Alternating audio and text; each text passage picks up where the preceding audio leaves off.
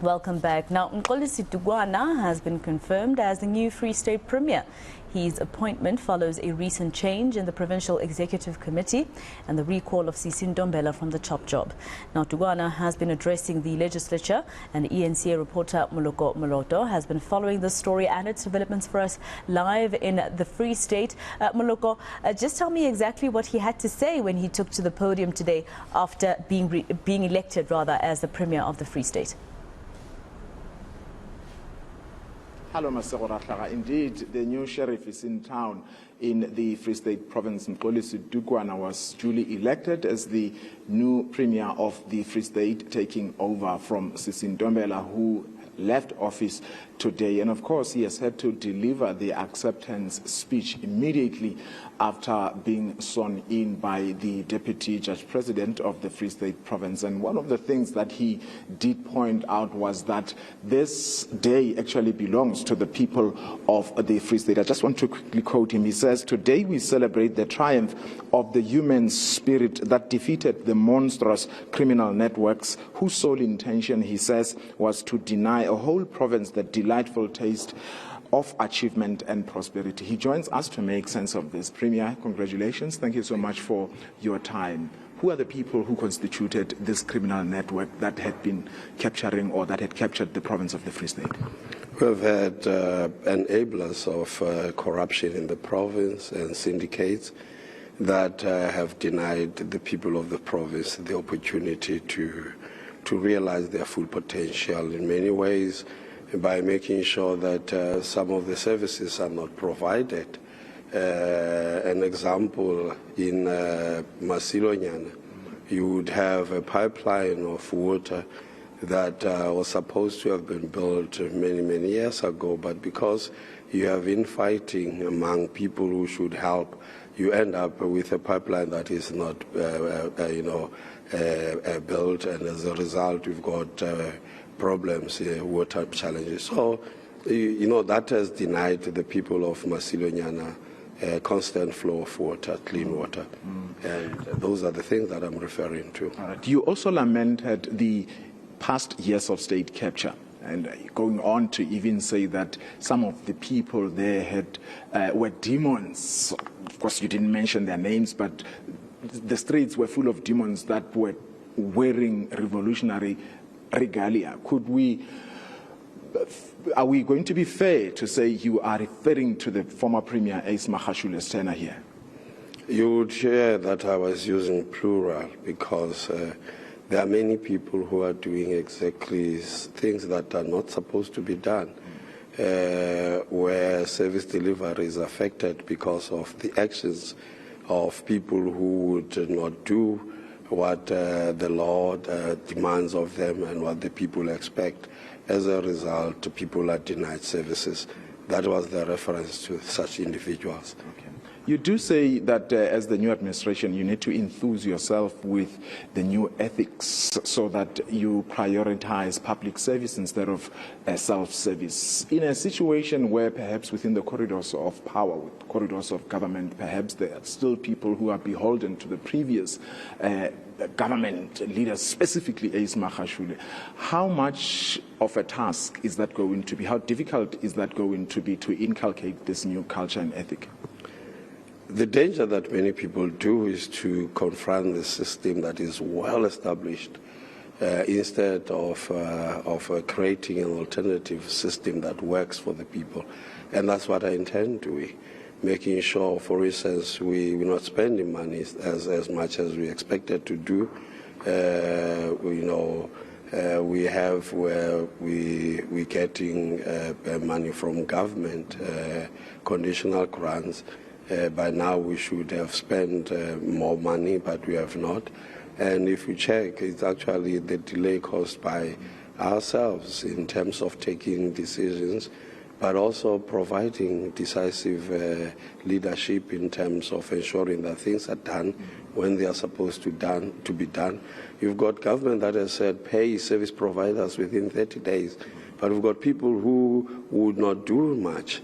and when they have the opportunity to do that, they will not do much and wait, and sometimes they don't care because they don't realize how much pain the delay causes to a small business person who has had to take a loan, hoping that she would then be able to service that. Yeah. Talking of money that is unspent, money that's been allocated for services, 800 million rand returned from several municipalities to the National Treasury lately, large bulk of that money from the Mangaung Metro. You as the MEC of Coxton until today, your functions really, as much as municipalities are governed by councils which are independent and are responsible for governance there, but you also are empowered by legislation in terms of interventions and all that to guide these municipalities. Looking back, considering that you were responsible primarily for that function, do you have a sense of regret that you couldn't change the dire state of municipalities? What accountability do you take? I take full responsibility in the sense that you need to, once you get into a situation where things are not happening, the first thing that you do is deal with the systems. Put systems in place and get people who would work those systems. Unfortunately, in municipalities, we don't have that, and that is a problem. So you can have a best system and put in place, but when you don't have capable individuals in those environment, that's what you see. So we need to change the personnel that we have, get the right people to do the job, and you will see a change in most of these municipalities. In Mangaung, for instance, this is one municipality that has not had a top management in place for quite a long time.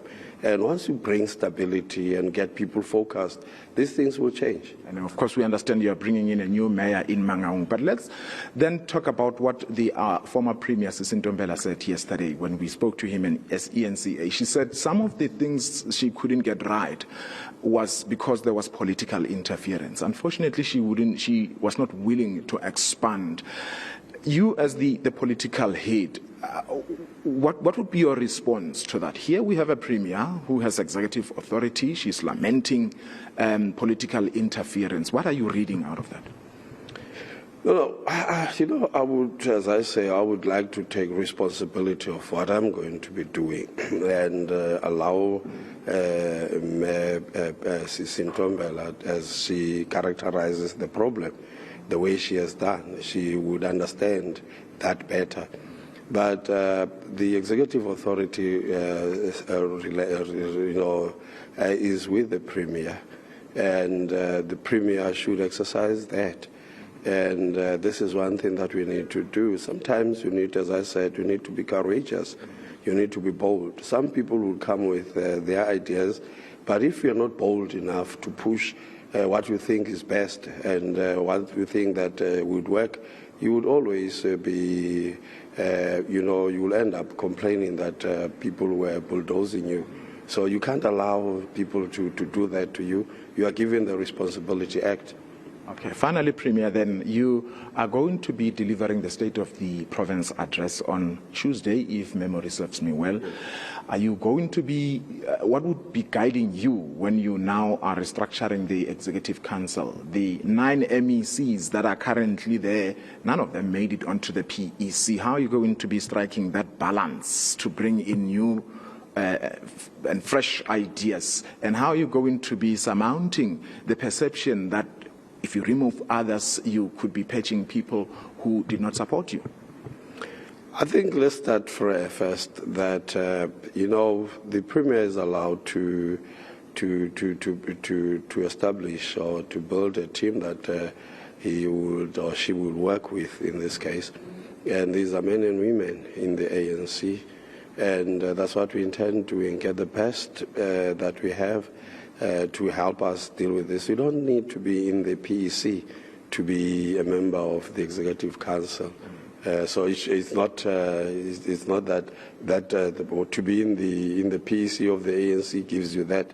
So the fact that none of them are in the PEC does not exclude them from being considered when you establish a team.